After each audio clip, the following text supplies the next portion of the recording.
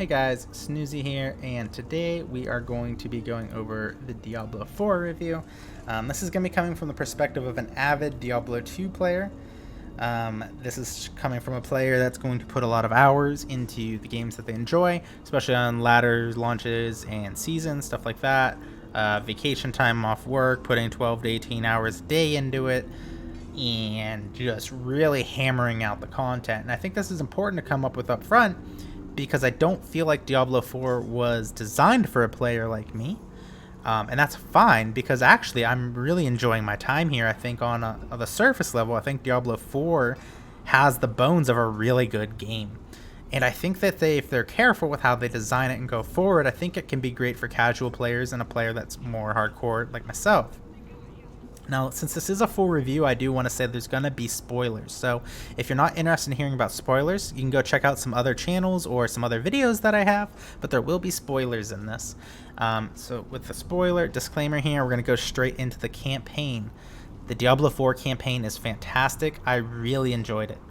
While there were some pitfalls and some stuff that really didn't make sense, maybe plot holes or just stuff that was a little bit weird, maybe due to some cuts in the story, or maybe we don't know the full story yet and that's going to be in an expansion or a patch or something like that. Really the biggest disjointed part for me was when you find the witch that Elias captured and then put the tattoos on to summon Endariel. It seemed like she was just an ordinary person and there was no reference to her being a powerful witch at all. And then once you get into the swamps, you meet her again and you find out she's a really powerful witch. She's got the swamp behind her. She's got some tricks and stuff up her sleeve. And it was just kind of disjointed that wasn't really discussed anywhere. And maybe that's just something I missed or a personal problem of mine. I would have liked to see more detail in there about that interaction. But overall, for the story, I think it was fantastic. Hands down, Diablo 4's story is much better than Diablo 2. Most of you probably do not even remember the story in Diablo 2. I barely remember all of it. There's a lot of lore there, but it wasn't told well. It's there if you read all these books and if you use some outside source materials, like the actual books that they published or articles and stuff like that. So Diablo 4 story is going to be much better, but realistically, were you playing Diablo 2 for the story though? I would imagine most of you weren't. I would imagine most of you were playing because of the randomized dungeons, or at least that being a big part. The randomized dungeons in Diablo 2 were absolutely fantastic, and one of the reasons for that was it was, for most players, a new experience every time you went through. Yeah, there was some stuff that you could do when you're trying to find it, and if you play enough you start memorizing all the possible layouts, and then you can kind of get there. If you watch some of the speedrunners, they'll load in and they automatically start running straight to the exit for the next level because they're able to tell by the way the tiles are placed on the map. So while you can't really necessarily get that true randomization, it was enough that it would confuse most people to believing that it was actually and truly randomized. And that was fantastic. The experience was new almost every time. But on the Diablo 4 side, I feel like there's a really big issue with how the dungeons are set. It feels like every dungeon's either in a straight line or a big circle to make sure you clear everything. And even while doing that, it still feels like I'm backtracking a lot. Especially if you're a solo player. There's times where you have to get 2 or 3 bloodstones, and maybe you find the bloodstone before the pedestal to put it on, but now you found another bloodstone, but you can only carry one at a time back to the pedestal. And it gets annoying doing this backtracking constantly. The layouts also seem to be generally the same, and the bosses at the dungeons are almost always the same. I feel like there's only 6 to 10 bosses that show up in these dungeons, and that's including the nightmare dungeons. I want to see more variety of that. I want to see more events in the game as well, such as the ones where you have to, survive the onslaught, or kill the ghosts that are sparkling to save the soul, or walk the child to a corpse or something. Whatever it is, I want to see more of this. I want more variety. And that goes back to what I was saying, where I really believe Diablo 4 has good skeleton to make a really great game to both the player bases that enjoyed Diablo 2 and the player base that enjoys the Diablo 3. I think Diablo 4 really has a chance to mesh them together and make them really good. One of the other reasons you might have been playing Diablo 2, and this is the big thing that I really think makes that game pop and be so much fun, is the itemization.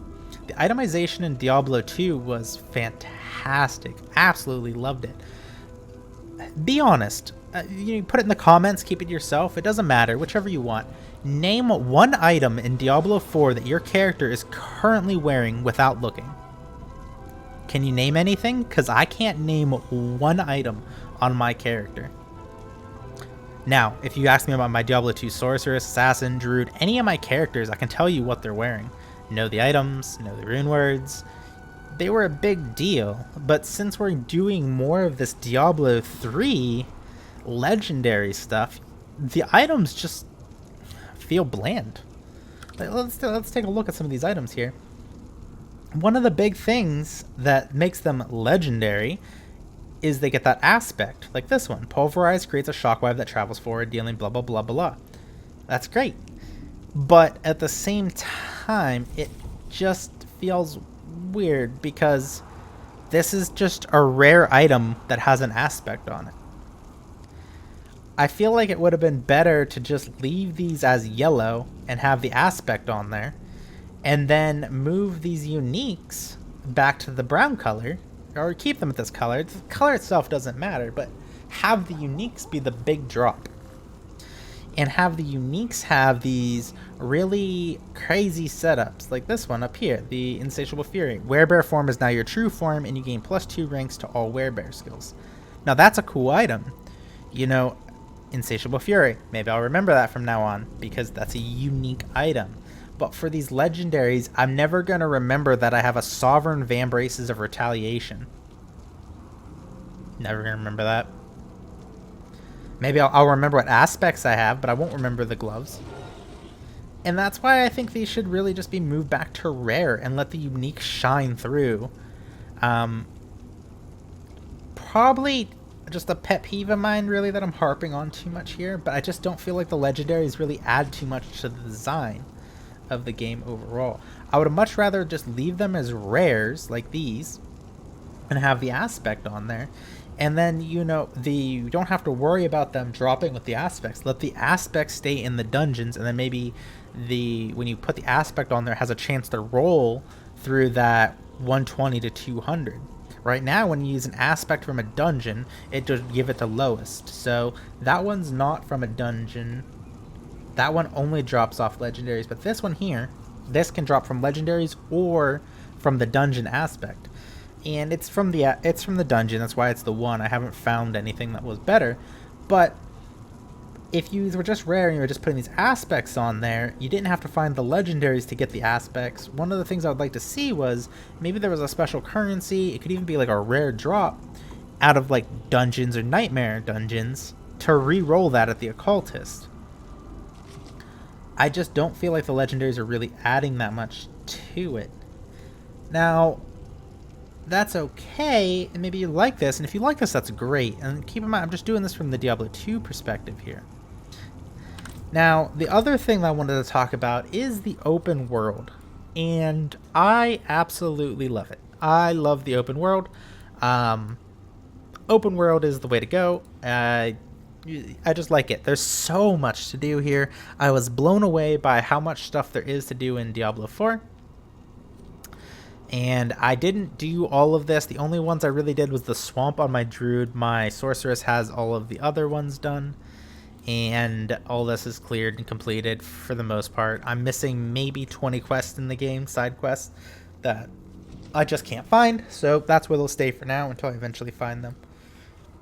But the endgame loop for me so far has been nightmare dungeons to level up my sigils, spam the same dungeon over and over for experience, or do hell tides. So you got 3 different activities, but I would like to see some more uber bosses, or it doesn't even have to be the uber level, right? It could just be end game bosses like the Echo of Lilith here. Why can't we need more of that? We need bosses so we can go kill them. Maybe we have to farm dungeons to get rare drops. Don't know, don't care. We need something. We need bosses that we can reliably kill and farm. Having world bosses on a timer is nice, but at the same time, it makes it difficult if you're not logging on there. Coming to speak of the world bosses, I've only seen 2 of the 3. I've never seen the Wandering Death. It's almost always a Shava, which is kind of disappointing. as far as the open world, I want to see more variety on the events. You'll get the orange circles up on here, and you'll have to go do the event. I want more of those. And maybe this is just being nitpicky. I'd like to see more that were individual to the zone. More stuff that has to do with maybe the storyline in the Fractured Peaks. Maybe some for the swamp. Maybe there are some that cross over on all of these. It would just be nice to have more variety, and I really think I mean, I know Blizzard's gonna do more of those, right? Like, it's a great thing. But the big problem I have with this big open world is it feels dead. Unless I bring my own friends in, it feels like I'm soloing most of the time. One of the solutions I would like for that is, like, let's say there was an event right here, a world event going on, one of those orange circles. If I was anywhere in this zone, I think you should be able to see, assuming you have the Fog of War cleared and you've discovered the area, that circle. Because what I've noticed is if I'm doing an event and people walk by, they'll join and do the event. I feel like it's hard to cover all of this area and get people to group up because the events don't last long once you start getting geared. You know, I can 2 to 3 shot a lot of these elites that are coming in the event, and it makes them go by really quick before players even discover that there was an event there. While we're talking about travel, the big thing here is going to be your mount. The mount feels bad on mouse and keyboard. It feels great on controller, but on mouse and keyboard, I'm constantly getting stuck. Like when I'm walking around stuff here, it feels like I'll just get stuck and not be able to go. On top of that, you have these random barricades that pop up and stop you from moving, and you have to dismount, which wouldn't be a problem if it worked like in-game in the town here. See how I can get on and off my mount? Once you go and you leave the town, if you get off the mount on purpose, it's a 10-second cooldown. There shouldn't be a cooldown for me getting off of the mount. There should be a cooldown if the mount dies and I get kicked off. That's a misplay on my part, and there should be a punishment for that. But if I'm dismounting to go deal with something, why do I have to wait 10 seconds to get back on? It doesn't make much sense. It doesn't, right? Like, get rid of the cooldown unless I get manually dismounted. Now, the gameplay, this is gonna be entirely opinion based.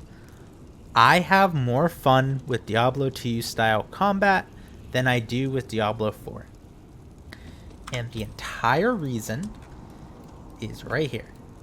These generators are so boring. Why am I doing 26% of my damage? 26. Keep in mind, that's 4. I got 3 item contribution in this because these things are worthless. Bump that damage up. Make me excited to use the skill. When I get to start slamming stuff with Pulverize, oh, it feels so good. So good. Just pulverizing screens of mob. If I could do that more, this is going to be better than Diablo 2 style combat. But the fact is, if I get unlucky with my procs to get my spirit back, what happens is it's 5 to 6 seconds of me just beating on an elite doing no damage as I just maul. Okay, boom, pulverize, no proc. Okay, maul. It's boring. Make these exciting to use, buff these damage. My big recommendation here is do like we did for the ultimate abilities. Rank 1 of 1. Have these basic generators only have the 1 stat or 1 skill point requirement, but give them the damage of a level 5 and maybe even buff the damage a little bit more. I shouldn't feel bored using abilities. Abilities should be fun. And right now, when I'm stuck using these, it's boring. The fact that I'm running around looking at all these gear slots trying to get the highest spirit cost reduction is just odd. I mean, you had the same kind of issue in Diablo 2 with like cast rate and faster hit recovery breakpoints.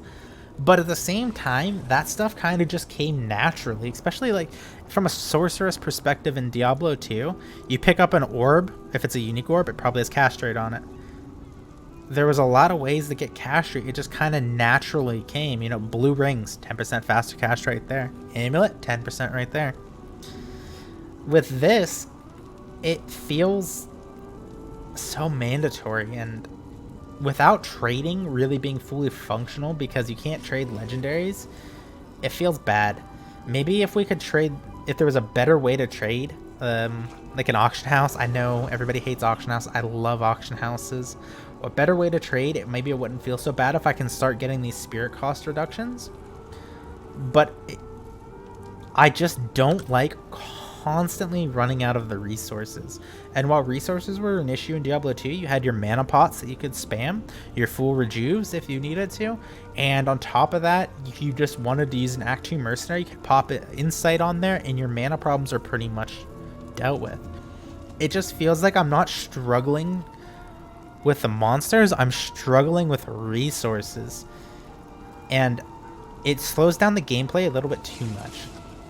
I don't think we should be constantly able to just spam our main ability over and over and over, because then at that point, what's the point of having these resources?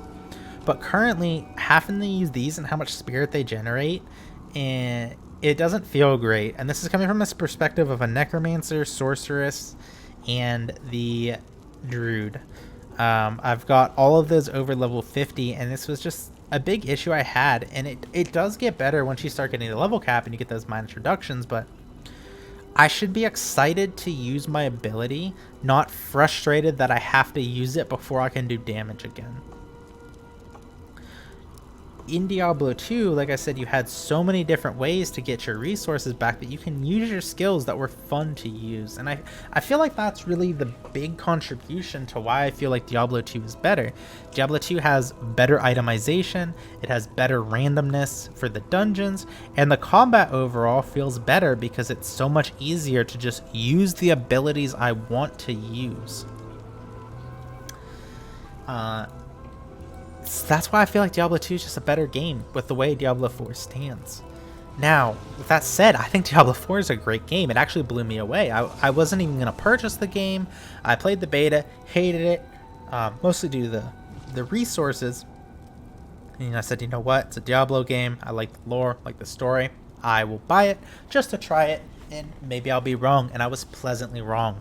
I enjoy Diablo 4. The game I don't think is built for somebody that like me that's going to play so many hours, but it's a good game. So with that said, if you're a Diablo 2 veteran and you're on the fence, I think you should give it a try. If money's tight, wait for it to go on sale. It's going to go on sale eventually, right? All the Blizzard games do, usually with their big stuff like Christmas or whatever. With it being so new, you might have to wait a little bit longer. But I genuinely think you should give the game a fair shot because it is pretty fun. The open world itself is really great, and at the time of recording this video, this game's been out for what, maybe 2 weeks, 3 weeks, something. It's very early on in the game. There's a lot of work that they're going to do. There's a lot of expansions. We don't even have seasons yet. Season 1 starts, I don't know, I don't think they gave us a date yet. But the groundwork for Diablo 4 is fantastic, but as it stands, Diablo 2 was a better game. Now, I'm going to give this game 2 ratings. I'm going to rate it as a hardcore. Hardcore is the wrong word because people are going to get it confused with the actual mode of hardcore. An avid player that's going to put in a lot of time, let's say 12 to 18 hours at launches, seasons, stuff like that, and you're going to hammer through the game, and you like complexities, such as like maybe you're a Path of Exile player or a Last Epoch player. I'm going to give this game a 6 if you're like that. It's pretty good.